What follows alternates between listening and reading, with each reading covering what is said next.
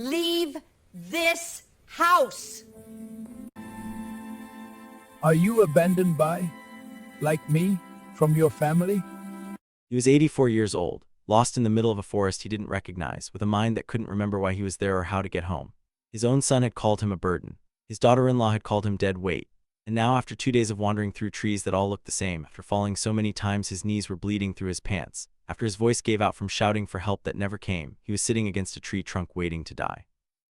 He prayed one final prayer, a prayer he barely remembered from childhood, asking God not to let him die alone. And then from the darkness of the forest something came, something with fur and ribs showing through its skin and eyes that seemed to hold more intelligence than any animal should. Something that would lead him to safety and then vanish without a trace, leaving no paw prints, no tracks, nothing but a miracle that rescuers still cannot explain to this day. If you stay with me through this story, you will witness something that will challenge everything you think you know about coincidence. You will see a family's cruelty exposed, an old man's faith rewarded, and a rescue that defies every logical explanation. By the end, you will understand that prayers spoken in desperation are never spoken into emptiness, that help can come in forms we never expect, and that sometimes the most abandoned souls are the ones heaven watches most closely. My name doesn't matter for this story. What matters is that I spent 3 months researching what happened to Harold Bennett in the autumn of 2019, interviewing the rescue team members who found him, the hospital staff who treated him, and eventually Harold himself before he passed away peacefully 2 years later. He told me his story with tears in his eyes and conviction in his voice. He made me promise to share it because he said people needed to know. He said the world had become too cynical, too quick to dismiss the unexplainable, too eager to find rational reasons for things that had no rational explanation. He wanted everyone to know that something heard him in those woods. Something came when no one else would, and that something saved his life. So let me take you back to the beginning, to the years before Harold got lost, to the life he lived and the family that slowly turned against him. Harold Bennett was born in 1935 in a small town in Pennsylvania, the kind of place where everyone knew everyone and neighbors helped each other without being asked. His father was a carpenter who built furniture with his hands and taught Harold that a man's worth was measured not by what he owned, but by how he treated others.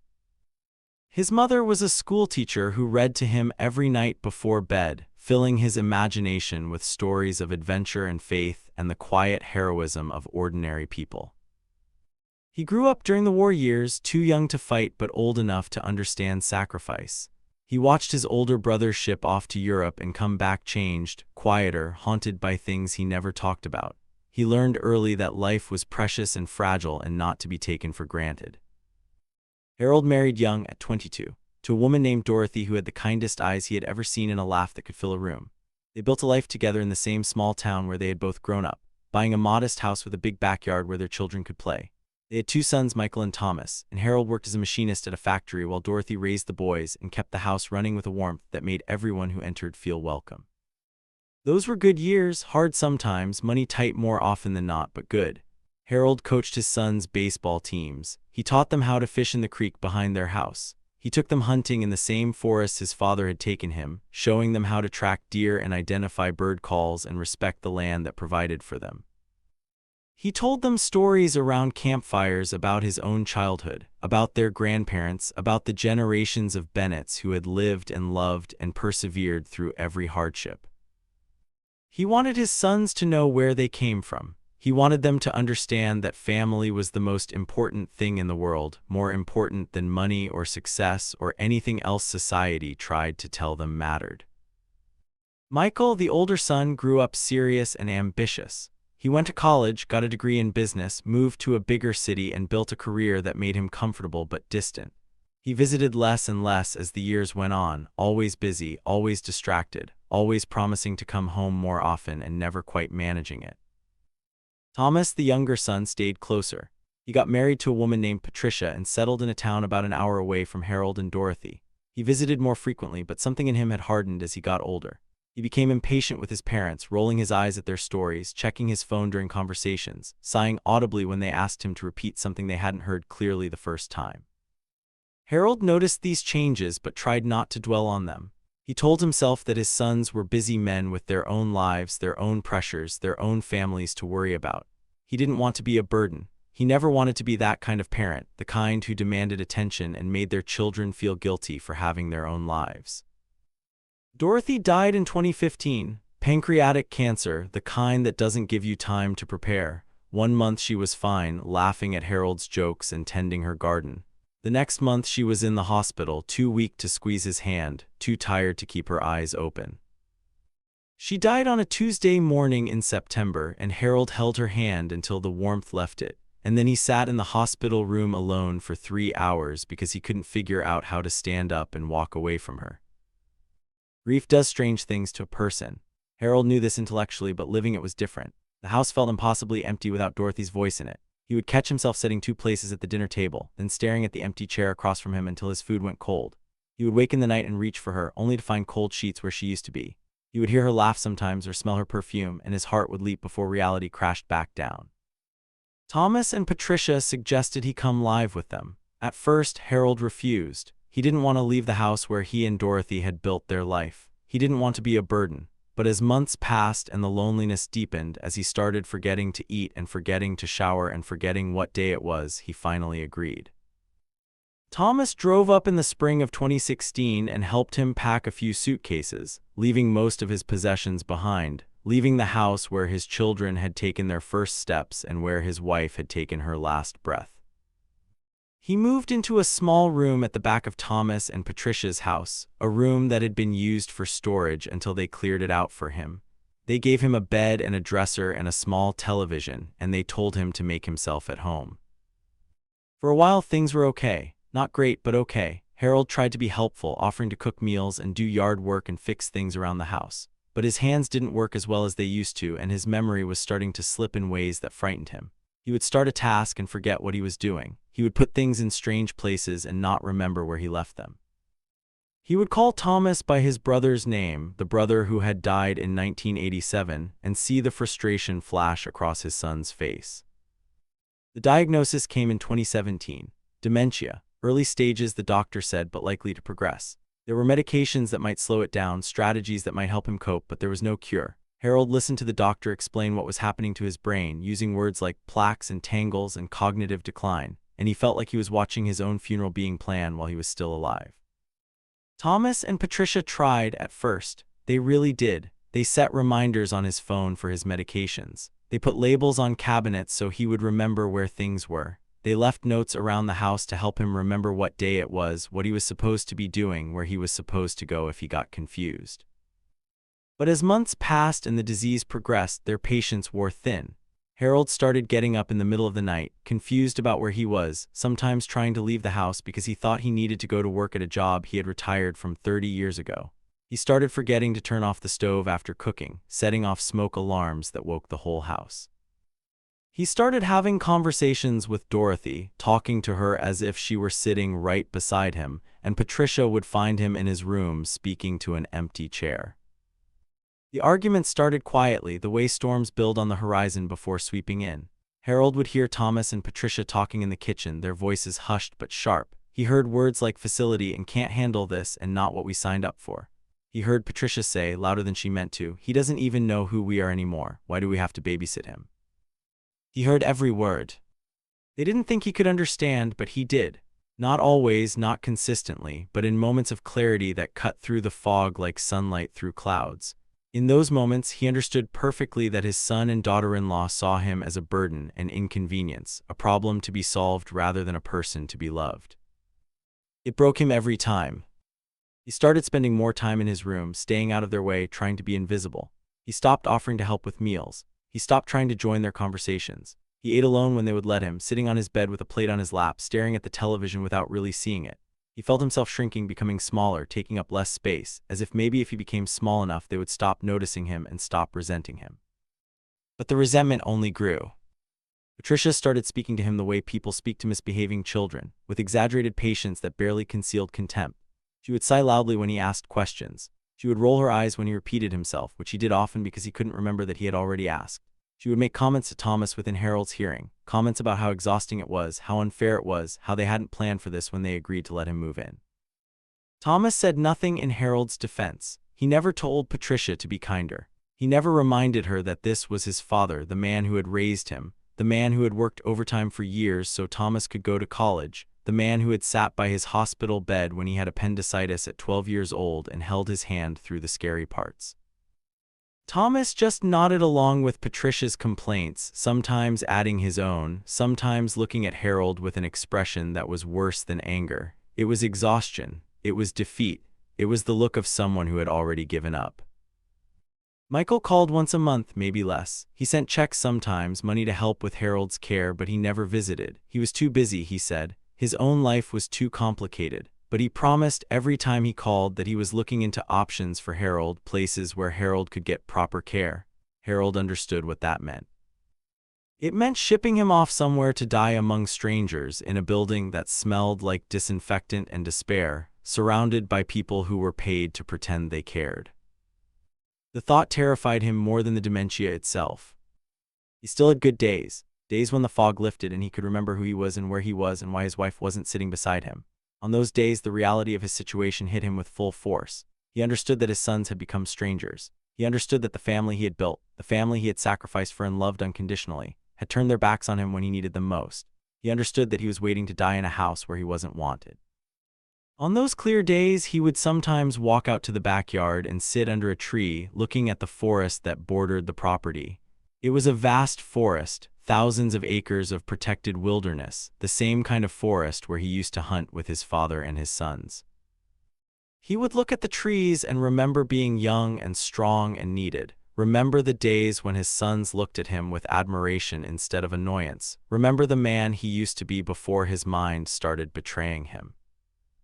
The autumn of 2019 was colder than usual. The leaves turned early, brilliant reds and oranges and yellows that Harold would watch through his window for hours. He loved autumn. It had always been his favorite season, the season of hunting trips and football games and Dorothy's apple pie cooling on the counter. Now it just reminded him of endings. The argument that changed everything happened on a Thursday morning in late October. Harold had gotten up early before Thomas and Patricia were awake and had tried to make himself breakfast. He wanted to be helpful. He wanted to prove that he could still take care of himself, that he wasn't as useless as they thought. But he forgot to turn off the burner after heating his oatmeal, and the pot sat on the stove getting hotter and hotter until the smoke alarm started screaming. Patricia came running downstairs in her bathrobe, fury on her face. She slammed the pot into the sink, turned off the stove, and whirled on Harold with words that cut like knives. "What is wrong with you? Are you trying to burn the house down? Do you have any idea how dangerous that was?" Harold stammered an apology, but she wasn't finished. "This is exactly what I'm talking about. We can't do this anymore, Harold. We can't watch you every second of every day. We have our own lives, we have jobs, we have responsibilities. You can't just keep making messes and expecting us to clean them up." Thomas appeared in the doorway, still half asleep, and Patricia turned to him. "I'm done," she said. "I'm calling the places on that list today. He needs to go somewhere with professionals, people who know how to deal with this. I'm not trained for this. This isn't what I agreed to." Harold looked at his son, waiting for Thomas to defend him, waiting for some flicker of the boy he had raised to show through the tired, irritated man standing in the doorway. But Thomas just rubbed his face and nodded. "Fine," he said, "make the calls." Then he turned and walked back upstairs without looking at Harold once. Patricia stormed off to her office, already reaching for her phone, already washing her hands of the problem Harold had become. Harold stood alone in the kitchen, surrounded by the smell of burnt oatmeal and the echo of words that confirmed what he had feared for months. He was not wanted here, he was not wanted anywhere. Something inside him cracked, not broke not yet, but cracked like ice at the beginning of a thaw, letting cold water seep through. He didn't make a conscious decision. He didn't plan what happened next. He just suddenly couldn't stand the thought of being in that house for one more minute, couldn't bear the walls that contained so much resentment, couldn't face another moment of being looked at like a burden to be discarded. He walked to the back door, he opened it. He stepped outside into the cool morning air. He kept walking. The yard sloped gently toward the tree line, and Harold crossed it without thinking, without turning back, without considering what he was doing. He entered the forest the way he had entered forests 1,000 times before, with the familiarity of someone who had spent decades walking through woods just like these. His feet found the old rhythms, stepping over roots and around rocks, and for a few minutes he felt almost normal. He felt like himself. He walked for what felt like hours. The trees grew thicker. The path, if there ever was one, disappeared. The sounds of civilization faded until there was nothing but the wind in the branches and the crunch of leaves under his feet and the distant call of birds he couldn't see. He stopped and looked around. Nothing looked familiar. The trees stretched in every direction, identical columns of bark and branches, offering no landmarks, no guidance, no way to tell which direction he had come from or which direction led home.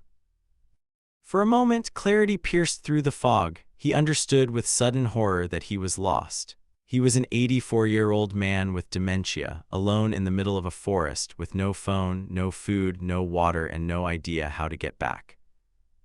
He tried to retrace his steps, but every direction looked the same. He walked for a while, then realized he might be going deeper into the forest instead of out of it.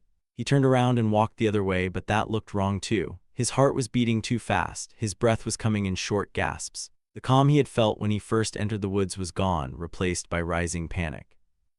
He called for help. His voice echoed through the trees and vanished without response. He called again, louder this time, and then louder still, until he was shouting with everything he had. But the forest swallowed his voice like it swallowed everything else, leaving only silence.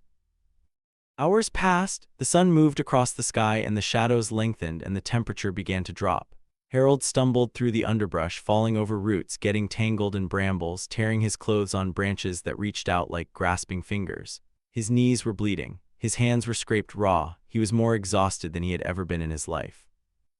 When darkness fell, he was still walking. He couldn't stop. Stopping felt like giving up, and he wasn't ready to give up yet, but the darkness made everything harder. He couldn't see the obstacles in his path anymore. He fell more often, hitting the ground harder each time, struggling longer to get back up.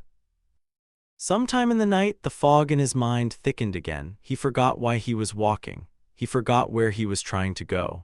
He forgot his own name for a few terrible minutes, standing in the darkness with nothing but trees around him and no idea who he was or why he existed.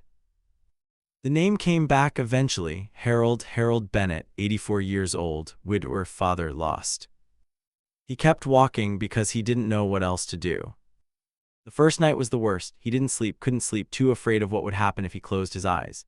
He walked until his legs gave out, then sat against a tree until he could feel them again, then walked some more. The cold seeped into his bones, his stomach cramped with hunger, his throat burned with thirst, and when he found a small stream he knelt and drank from it desperately, knowing it might make him sick but too thirsty to care. Dawn came slowly, gray light filtering through the canopy, revealing a world that looked exactly like the world he had wandered through in darkness. More trees, more underbrush, more endless, identical forest. He walked again, he fell again, he called for help again, and again the forest answered with silence. By the second afternoon, he was delirious. The line between memory and reality blurred until he couldn't tell which was which. He saw Dorothy standing between two oak trees, smiling at him, beckoning him forward. He stumbled toward her, but when he got there she was gone, just a trick of light and shadow and desperate longing. He saw his father sitting on a fallen log, carving a piece of wood the way he used to carve when Harold was a boy. He called out, "Dad," and his voice cracked with the word, but his father didn't look up, and when Harold reached the log there was no one there. He saw Thomas and Michael as children, running through the trees, laughing, playing the games Harold used to play with them. He chased them, trying to catch up, but they were always just out of reach, disappearing around the next tree, their laughter fading into the rustle of leaves. By nightfall of the second day, he couldn't walk anymore. His body had simply stopped cooperating. His legs wouldn't hold him. His arms wouldn't push him up when he fell. He crawled for a while, dragging himself through leaves and dirt, but eventually even that became impossible. He found a large tree with a thick trunk and managed to prop himself against it, his back to the bark, his legs stretched out in front of him. His body was shaking, not just from cold but from exhaustion and dehydration and the strain of 2 days without food or proper rest. He knew with the kind of clarity that sometimes comes in the worst moments that he was dying. He could feel it in the way his heart was beating, too fast and then too slow, irregular rhythms that didn't match any pulse he had ever felt. He could feel it in the way his vision was blurring, the way the world was getting darker even though night hadn't fully fallen yet. He could feel it in the strange calm that was settling over him, the calm that comes when the body decides to stop fighting. He thought about Dorothy. He hoped he would see her soon. He hoped heaven was real and she was waiting for him there, the way she had always waited for him at the door when he came home from work, her face lighting up when she saw him, as if every homecoming was a small miracle. He thought about his sons. He felt no anger toward them, not anymore. Whatever resentment he had carried was too heavy to hold on to now. He forgave them silently in the darkness of the forest. He forgave Thomas for his impatience and Patricia for her cruelty. He forgave Michael for his absence. He forgave himself for being old and sick and difficult. He let it all go because there was no point in carrying any of it into whatever came next. He thought about his father and mother, long dead, waiting for him somewhere beyond the veil. He thought about his brother, who had never really come home from the war, who had carried ghosts in his eyes until the day he died. He thought about everyone he had ever loved, every hand he had ever held, every moment that had made his life worth living. And then, in the darkness, with the cold pressing in from all sides and his body giving out beneath him, he prayed. It wasn't an eloquent prayer. It wasn't formal or structured or anything like the prayers he had learned in church decades ago. It was just words, mumbled through cracked and bleeding lips, spoken to a God he hoped was still listening after all these years. God, if you can hear me, if you're still there, please, please don't let me die alone. Please don't let this be how it ends. I'm scared, I'm so scared, and I don't want to die alone out here. Please, send someone, send anyone, just don't let me die alone. The forest answered with silence, just the wind moving through the branches, just the dry whisper of leaves settling against each other, just the vast, indifferent quiet of a wilderness that didn't know or care that an old man was dying within it. Harold closed his eyes. The tears that slid down his cheeks were warm for a moment before the cold claimed them too. He waited for death the way he had waited for so many things in his life, with patience and resignation and a quiet hope that whatever came next would be better than what he was leaving behind. And then he felt something. Warmth, wet warmth against his fingertips, which had gone numb hours ago. Something pressing against his hand, persistent, insistent, refusing to let him slip away into the darkness. He opened his eyes. There, in the dim light of the dying day, was a dog. It was thin, painfully thin, with ribs pressing against its skin like bars on a cage.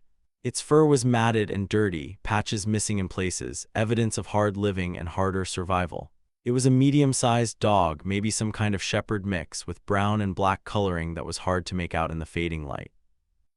But its eyes were what held Harold's attention. They were bright and alert and full of an intelligence that seemed almost human. They looked at him not with fear or caution, but with something that looked almost like purpose, like intention, like the dog had been looking for him specifically and was relieved to have finally found him.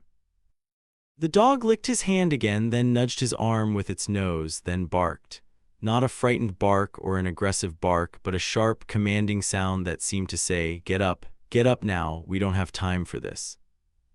Harold stared at the animal, not quite believing it was real. The forest had shown him so many illusions in the past 2 days. Dorothy, his father, his children, why not a dog, why not one more trick of his failing mind? But the dog was warm, the dog was solid, the dog was pressing against him with physical weight that hallucinations didn't have, and the dog was still barking, still nudging, still demanding that he pay attention. "Where did you come from, boy?" Harold whispered, his voice barely audible. The dog barked again. It grabbed the sleeve of his coat gently with its teeth and tugged, then let go and ran a few feet away, then came back and tugged again. The message was clear, even to Harold's exhausted, confused mind. "Follow me, get up and follow me." He didn't think he could stand. He had already tried and failed so many times. His legs were useless, his arms were weak, his entire body was a collection of failures and betrayals. But something about the dog's insistence, something about those bright, intelligent eyes made him want to try one more time. He braced himself against the tree trunk. He pushed with arms that shook with the effort. His legs screamed with pain and he nearly collapsed twice, but somehow, impossibly, he got his feet under him. He stood there swaying, holding onto the tree like a drowning man clinging to driftwood, and the dog barked again, a sound that was almost joyful, almost triumphant. The dog ran ahead a few feet, then stopped and looked back. When Harold didn't move, it came back and nudged his leg, then ran ahead again. It was leading him somewhere. Harold didn't know where. He didn't know if he had the strength to follow. But he had just prayed not to die alone, and now here was this creature, this impossible, unexplainable creature, and it seemed to want him to live. He took a step, then another, then another. The dog stayed with him every moment. When Harold stumbled, the dog was there, pressing against his leg, letting him lean on its thin frame for support. When Harold stopped to catch his breath, the dog waited patiently, watching him with those intelligent eyes, never running too far ahead, never leaving him behind. When Harold's clarity faded and the fog crept back in, when he forgot where he was or why he was walking, the dog barked and nudged and demanded his attention, pulling him back to the present moment by moment.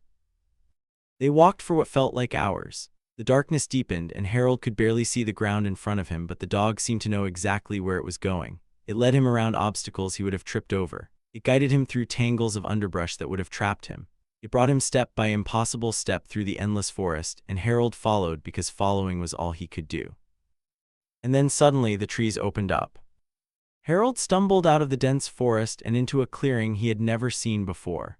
The ground was flat and open, the trees spaced wider apart, the sky visible above in a way it hadn't been for days. Cold air hit his face, clean and sharp, and he gasped with the sensation of space after so long in the suffocating closeness of the woods. The dog stood beside him, looking up at the sky. Harold followed its gaze, not understanding, just watching because he was too tired to do anything else. And then he heard it.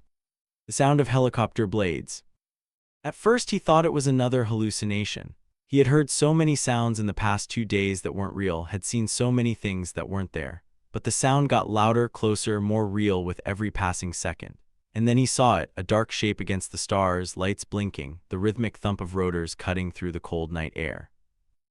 The helicopter circled overhead, and Harold realized they hadn't seen him yet. He was just a shape in the darkness, invisible from above. He tried to wave, but his arms barely rose to chest level. He tried to shout, but his voice was gone, destroyed by 2 days of calling for help that never came.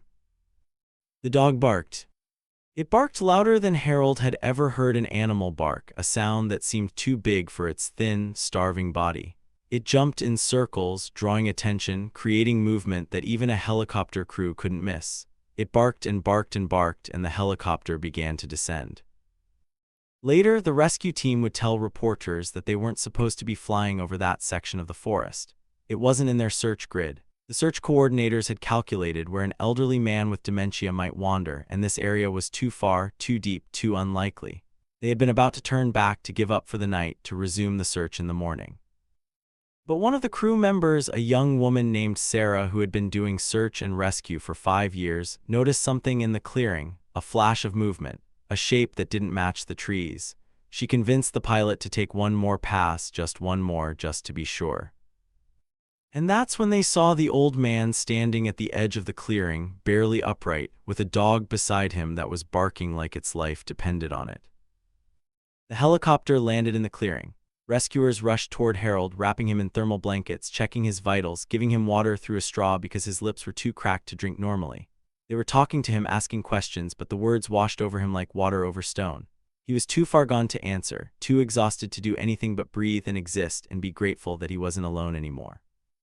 One of the medics, a man named James, knelt beside him and asked, "Sir, has the dog been with you the whole time?"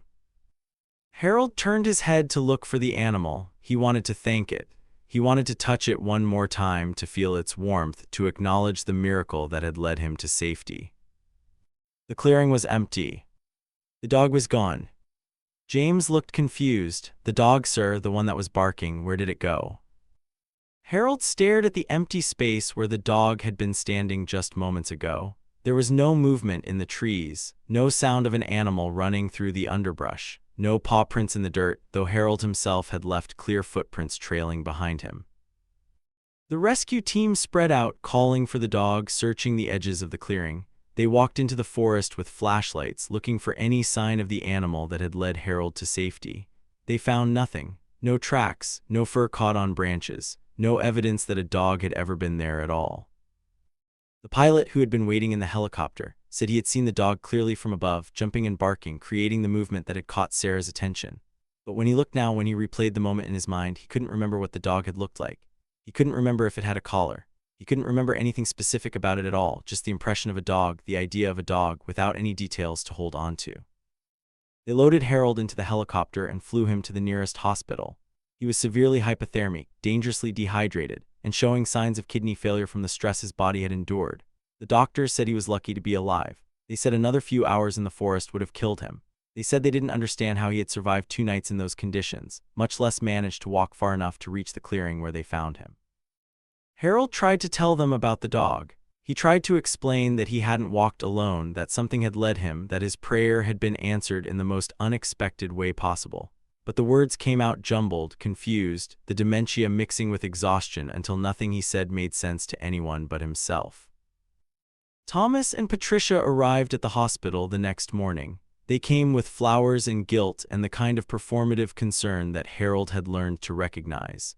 They hugged him and cried and said how worried they had been, how terrified, how relieved that he was safe. Harold looked at them and felt nothing.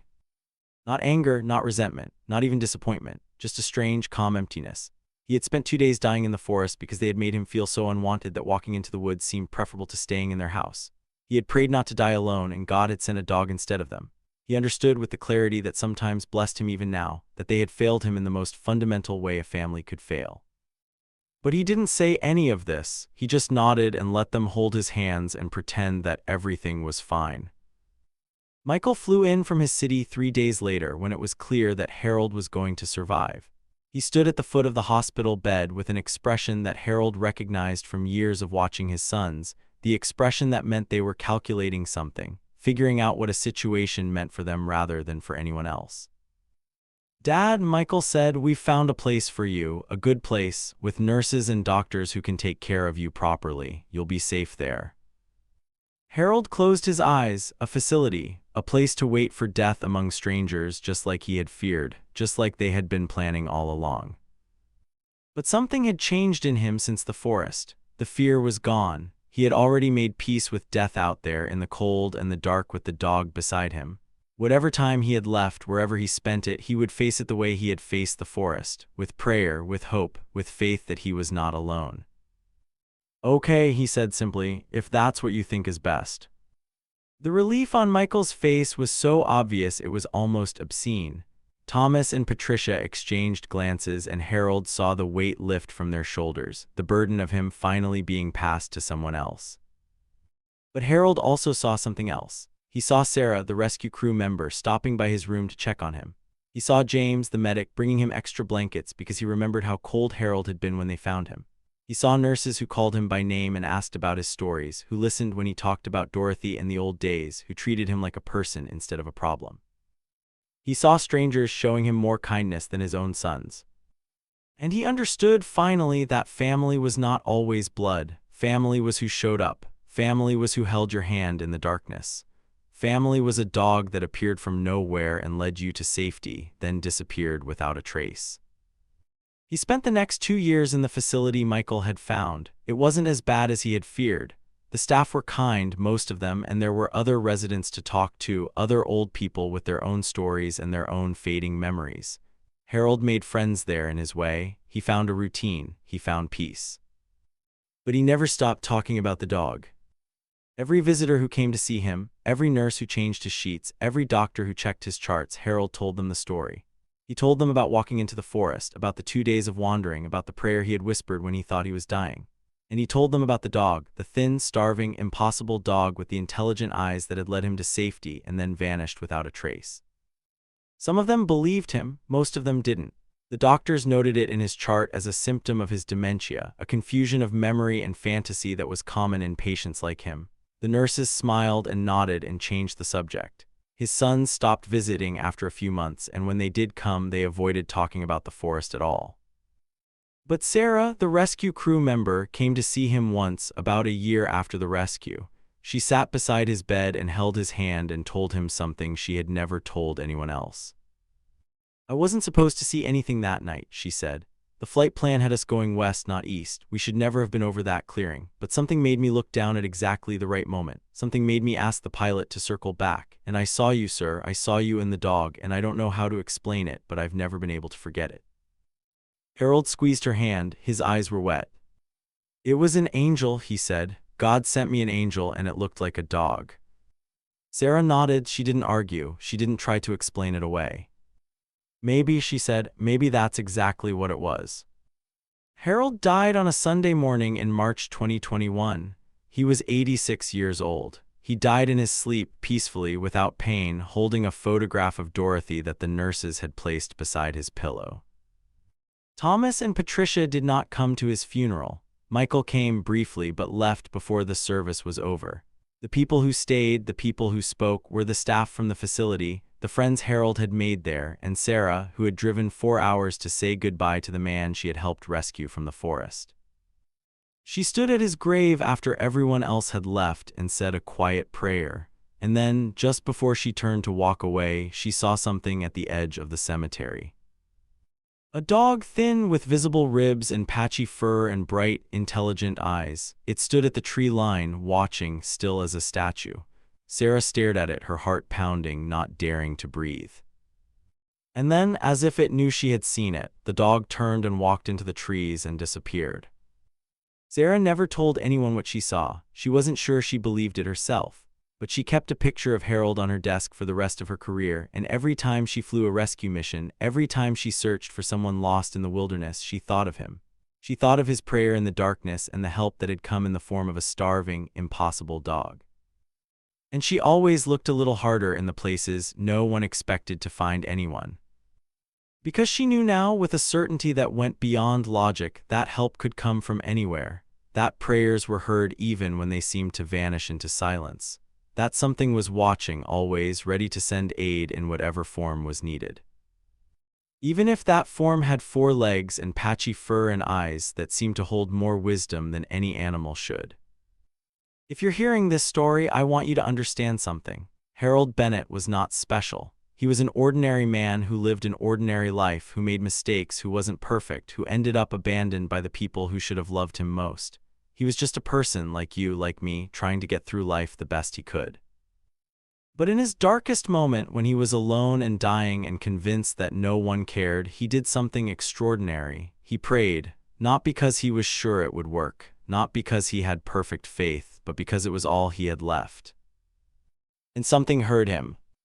I don't know what that something was. I don't know if it was God or an angel or some force in the universe that responds to desperate pleas. I don't know where the dog came from or where it went. I don't know how to explain any of it in terms that would satisfy a skeptic. But I know what Harold knew. I know that he prayed not to die alone and something came. I know that he was led out of the darkness by an animal that left no tracks and vanished without explanation. I know that rescue crews who shouldn't have been there found him at exactly the right moment, guided by a dog that none of them can fully remember. That's not coincidence, that's not luck, that's something else, something we don't have words for, something that shows up when all other hope is gone. Maybe you're in your own forest right now. Maybe you're lost in your own darkness, surrounded by people who see you as a burden, convinced that no one would notice if you disappeared. Maybe you've stopped praying because it feels pointless, because the silence has been so long that you've forgotten anyone might be listening. Pray anyway. Pray even when it feels foolish. Pray even when you can't remember the words. Pray even when your voice is barely a whisper and your heart is barely beating and everything around you looks like trees that go on forever in every direction. Because something is listening, something is watching, something is ready to send help in whatever form you need most, whether you recognize it or not. Harold's dog came and went in a single night, but the miracle of it lasted for the rest of his life. The knowledge that he had not been forgotten, that his prayer had been heard, that something cared enough to send a starving, impossible animal to lead him to safety. That knowledge stayed with him through 2 years in a facility, through the absence of his sons, through the slow fading of his memories and his strength. He died knowing he was loved. He died knowing that even when his family abandoned him, something greater did not. That's the promise waiting for you too. That's the truth I need you to carry away from this story. You are not alone, you are not forgot, you are not a burden or a problem or dead weight to be discarded. You are seen, you are heard, you are loved. And if you're lost right now, if you're wandering in darkness looking for a way out, keep walking, keep praying, keep believing that help is on the way. Because somewhere right now something is looking for you, something with bright eyes and unwavering purpose, something that knows exactly where you are and exactly how to lead you home. You just have to hold on long enough for it to find you.